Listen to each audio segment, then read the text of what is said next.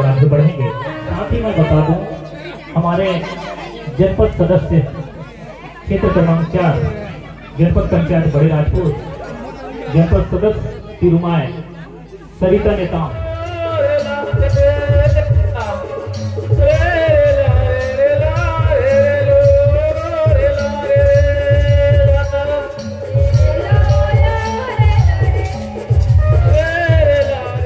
आप सभी को सादर सेवा जोहार। तो प्रतिवर्ष की भांति इस वर्ष भी ग्राम गुट्टडी और कलारडी मिलकर ठाकुर जोहारनी का कार्यक्रम रखे हैं। तो उनको भी बहुत बहुत धन्यवाद देना चाहते हैं, क्योंकि उन्होंने अपने संस्कृति को बचाने का प्रयास और युवाओं को सिखाने का प्रयास किया है। तो वीडियो अच्छा लगेगा तो वीडियो को लाइक करना और चैनल पर नया हो तो चैनल को सब्सक्राइब करना। तो चलिए आज वीडियो शुरू करते हैं।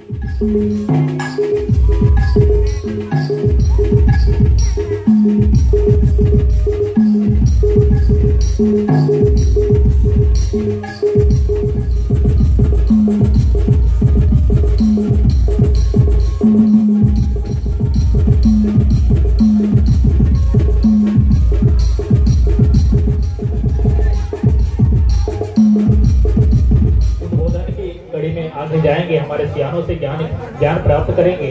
आज का मेन विषय जो रहेगा, शिवराज कार्यक्रम की ओर आगे बढ़ेंगे। साथ ही मैं बता दूं, हमारे जनपद सदस्य क्षेत्र क्रमांक 4 जनपद पंचायत बड़े राजपुर, जनपद सदस्य तिरुमाय सरिता नेताम, जो हमें इस मंच के माध्यम से प्राप्त हुआ है। 3000 युवकों ने मंच के माध्यम से हमारे सभी एक साथ जितने भी हमारे प्रोग्राम हिस्सा है, हमारे माता स्त्रियों की किसी के साथ में कटाक्ष या कड़वाहट जो रहता है, उसे इस मंच के माध्यम से भुला करके सभी सामूहिक